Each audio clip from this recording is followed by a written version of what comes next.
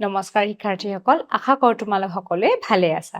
আজি আমি হিন্দী বিষয়ৰ অধ্যায় নং 8 अपनों के पत्ৰৰ ভাগ 2 লৈ তোমালোকৰ ওচৰলৈ আহিছো। আহাচোন আমি এবাৰ চাওঁ। ইতিমধ্যে ভাগ 1 টো শেষ কৰা হৈছে, এতিয়া আমি ভাগ 2 টোলৈ আহিম। ইয়াতে কি কৈছে? গৌতম আৰু গীতাঞ্জলিলে কি কৰিছিলে? প্ৰথম ভাগত আমি কি পঢ়ি আহিছো? গৌতম আৰু গীতাঞ্জলিলে দেউতাকে অৰুণাচল প্ৰদেশৰ পৰা চিঠি পঠিয়াই আছিলে। ঠিক আছে? चिट्ठी पढ़ने के बाद गीतांजलि कागज कलम लेकर चिट्ठी का जवाब लिखने बैठ गई।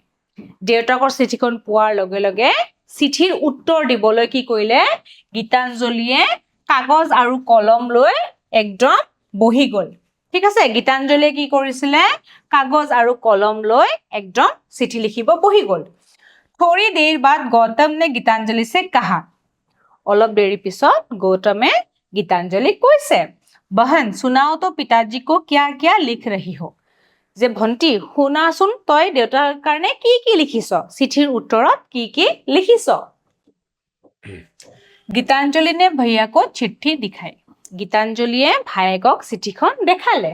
पिताजी मेरी खबर अच्छी है। যে দেউতা মোৰ খবৰ ভাল। आपकी चिट्ठी आज मिली। আপোনাৰ চিঠিখন মই আজিহে পালো। चिट्ठी का आरंभ देखकर गौतम ने कहा।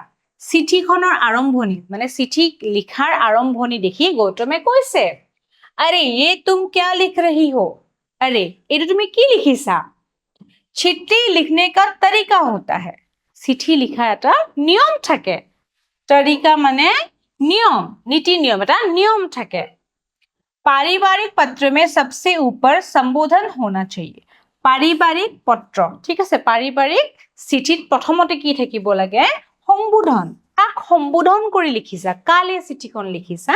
সেই সম্বোধনটো লিখিব লাগে। उसके दाहिनी ओर মানে তাৰ সম্বোধনৰ পিছত दाहिनी ओर অৰ্থাৎ সোঁফালে চিঠি भेजने वाले का स्थान। চিঠি কোনে পঠাইছে? ঠিক আছে? যোনে পঠাইছে সেই মানুহজনৰ স্থান, ক'ৰ পৰা পঠাইছে সেই স্থানটো থাকিব। और दिनांक लिखे जाते हैं আৰু তাৰিখটো লিখিব লাগে। इसके बाद अभिवादन, मूल कलेवर और अंत में स्वनिर्देश वांछनीय है। তাৰ পিছত অভিবাদন কালে লিখিবা সেই বিষয়ে ক'ব লাগিব। মূল কলেবৰ মানে মূল কথাখিনি লিখিব লাগিব আৰু শেষত কি লিখিব লাগিব? কোনে লিখিছে সেই কথাখিনি লিখিব লাগিব। आओ मैं बोलता जाता हूं तुम लिखती जाओ। আহা মই তোমাক কম তুমি লিখি যোৱা। गौतम बोलता गया और गीतांजलि लिखती गई। गौतमे কৈ গল আৰু গীতাঞ্জলি লিখি গল। पूज्य पिताजी। এতিয়া চাবা ইয়াতে কি কৈছিলে তোমাৰ? ইয়াতে কি কৈছিলে? सबसे पहले ऊपर संबोधन होना चाहिए। প্ৰথমতে কি হ'ব লাগিব? সম্বোধন হ'ব লাগিব। ইয়াতে চোৱা पूज्य पिताजी সম্বোধন কৰিছে। ঠিক আছে? তাৰ পিছত কি আছিলে ইয়াতে? उसके दाहिनी ओर মানে সোঁফালে কি থাকিব লাগিব? चिट्ठी भेजने वाले का स्थान। চিঠি কোনে পঠাইছে সেই মানুহজনৰ স্থান, ক'ৰ পৰা পঠাইছে স্থান থাকিব আৰু লগতে কি থাকিব? দিনাংক। স্থান और दिनांक कहाँ बैठेंगे? दाहिनी ओर মানে সোঁফালে বহিব। গতিকে আমি এতিয়া চাম দাহিনী ওৰ হলে কি হ'ব? সোঁফালে বহিব। এইটো চোৱা ক'ৰ পৰা পঠাইছে? ধুবুৰী। ঠিক আছে? ধুবুৰীৰ পৰা পঠাইছে। প্ৰথমতে থাকিব পূজ্য পিতাজী আৰু সোঁফালে থাকিব ক'ৰ পৰা পঠাইছে তেওঁলোকে সেই স্থান, লগতে দিনাংক 29/12/2011। ঠিক আছে? 29 ডিসেম্বৰ 2011ত চিঠিখন পঠাইছে। ক'ৰ পৰা পঠাইছে? ধুবুৰীৰ পৰা। সাদৰ প্ৰণাম অভিবাদন জনাইছে। তাৰ পিছত কি আছিলে? অভিবাদন জনোৱাৰ কথা কৈছিলে। তাৰ পিছত কি আছিলে? মূল অংশখিনি আহিব। অভিবাদন জনালে, সাদৰ প্ৰণাম মানে নমস্কাৰ জনাইছো। এতিয়া ইয়াতে আহিব মূল অংশখিনি, মূল কলেবৰখিনি আহিব। हमें आपकी चिट्ठी मिलने पर बेहद खुशी हुई। আমি আপোনাৰ চিঠিখন পাই খুবেই আনন্দিত হৈছো। चिट्ठी के साथ भेजी गई तस्वीरों को देखकर और आनंद मिला। আপুনি যে চিঠিৰ লগত যে তসবিৰ মানে ছবিসমূহ, চিত্ৰসমূহ পঠাইছিলে, তসবীरों को देखकर, তসবিৰ মানে চিত্ৰ, ফটো, ফটোবোৰ যে পঠাইছিলে সেইখিনি চাই আমি খুবেই আনন্দিত হলো। यहाँ हम सभी सकुशल है ইয়াতে আমি সকলোৱে ভালে কুশলে আছো पिताजी अरुणाचल के बारे में जानकर हम वहां जाने के लिए बेचैन हो उठे हैं যে দেউতা অৰুণাচল প্ৰদেশৰ কথা জানি আমি যে তাত যাবলৈ একদম উৎসুক হৈ আছো খুব যাবলৈ মন গৈছে जितनी जल्दी हो सके वहां ले जाइएगा जिमान हुनकाले पारे আমাকো অৰুণাচল প্ৰদেশলৈ লৈ যাব हमारी पढ़ाई अच्छी चल रही है আমাৰ পঢ়া শুনা ভালেই চলি আছে অৰ্থাৎ গৌতম আৰু গীতাঞ্জলি দুইৰে কথা কৈছে পঢ়া শুনা ভালেই চলি আছে आप वहां सावधानी से रहिएगा আপুনি কিন্তু তাতে খুব সাৱধানেৰে চলিব भगवान से प्रार्थना है कि आप वहां खैरियत से रहे ভগৱানক আমি প্ৰাৰ্থনা কৰিছো যে আপুনি তাতে ভালে কুশলে থাকক खैरियत से মানে ভালে থাকক কুশলে থাকক अच्छा आज के लिए बस इतना ही अच्छा আজিৰ কাৰণে ইমানেই লিখিছো चिट्ठी के उत्तर की प्रतीक्षा रहेगी এই চিঠিখনৰ উত্তৰটো দিব বুলি আশা ৰাখিলো प्रतीक्षा रहेगी মানে আশা ৰাখিলো তাৰ পিছত কি আছিল কোনে লিখিছে সেই বিষয়ে দিব লাগিব आपके प्यारे बेटे बेटी আপোনাৰ মৰমৰ পুত্ৰ পুত্ৰী গৌতম और গীতাঞ্জলি এই চিঠিখন গৌতম আৰু গীতাঞ্জলিয়ে দেউতাকৰ চিঠিৰ উত্তৰত লিখিছে ঠিক আছে नेक्स्ट চাওঁ আহা गौतम ने चिट्ठी पूरी होने के बाद माँ को भी पढ़ सुनाया চিঠিখন লিখা হোৱাৰ পিছত গৌতমে কি কৰিছে মাককো শুনাইছে যে কি লিখিছে इसके बाद एक लिफाफे में उसे बंद कर दिया और लिफाफे पर पिता का नाम और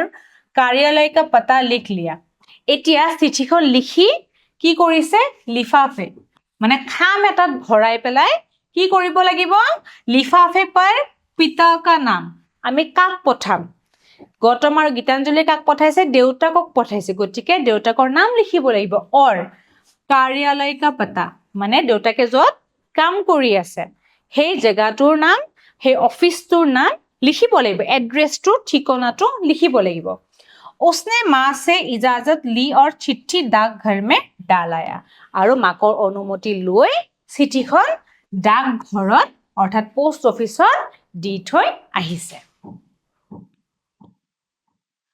अपनों के पत्र ठीक है अरुणाचल प्रदेश के पश्चिम कामेंग जिले में स्थित टीपी नामक स्थान में एक प्रसिद्ध ऑर्किड गवेषणा केंद्र है इतना अरुणाचल प्रदेश ये प्रश्न আহিব পাৰে ৰে খুব ইম্পৰ্টেন্ট হয় अरुणाचल प्रदेश के पश्चिम कामेंग जिले में अरुणाचल प्रदेशৰ अरुणाचल राज्যৰ পশ্চিম কামেং জিলাত কি আছে টিপি নামৰ ঠাইডোখৰ আছে এতিয়া প্ৰশ্ন আহিব পাৰে টিপি कहाँ स्थित है हाँ टीपी कोट আছে तो আমি লিখিব লাগিব टीपी अरुणाचल प्रदेश के पश्चिम कामेंग जिले में स्थित है और टीपी किहर বাবে বিখ্যাত नामक स्थान पे एक प्रसिद्ध ऑर्किड गवेषणा केंद्र है ऑर्किडर বাবে ऑर्किड फूलर বাবে বিখ্যাত और टीपीत ऑर्किड गवेषणा केंद्र আছে वहां 7000 से भी अधिक ऑर्किडों का संग्रह है हे गवेषणा केंद्रটোত 7500ৰো অধিক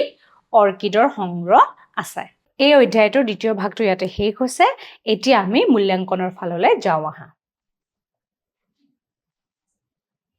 ইয়াতে প্ৰথমতে কি দিছে एक असम में स्थित टीपी नामक स्थान में एक प्रसिद्ध ऑर्किड गवेषणा केंद्र है অসমত স্থিত টিপি নামৰ জেগাত অৰ্কিডৰ গৱেষণা কেন্দ্ৰ আছে এটো শুদ্ধ হবনে নিশ্চয় নহব কিন্তু असम নহয় এটো अरुणाचल प्रदेश है अरुणाचल प्रदेश में स्थित टीपी नामक स्थान में एक प्रसिद्ध ऑर्किड गवेषणा केंद्र है গতিকে এটো হব अशुद्ध এটো असम নহয় अरुणाचल হব नेक्स्ट सामहा 2 नंबर की दिसे पारिवारिक पत्र में सबसे ऊपर संबोधन होना चाहिए पारिवारिक पत्र এখন চিঠি এখন যেটা লিখিবা তেতিয়া আটাইতকৈ ওপৰত সম্বোধন হব লাগে এটো লিখাৰ এটা নিয়ম হয় গতিকে এটো কি হব ই होगा शुद्ध ठीक है नेक्स्ट सामहा 3 चिट्ठी पढ़ने के बाद गौतम कागज कलम लेकर चिट्ठी का जवाब लिखने बैठ गया চিঠিখন পঢ়ি গৌতমে কাগজ কলম লৈ চিঠিৰ উত্তৰ দিবলৈ বহি গল এটো শুদ্ধ হবনে নিশ্চয় নহব এটো গৌতম নহয় এটো गीतांजलि হবো चिट्ठी पढ़ने के बाद गीतांजलि कागज कलम लेकर चिट्ठी का जवाब लिखने बैठ गई ঠিক আছে badly গতিকে এইটো গৌতম নহয় গতিকে এইটো হ'ব ashud ঠিক আছে আশা কৰো এই অধ্যায়টোৰ এই ভাগটো তোমালোকে ভালদৰে বুজি পাইছা আজিলৈ ইয়াতে সামৰিছো ধন্যবাদ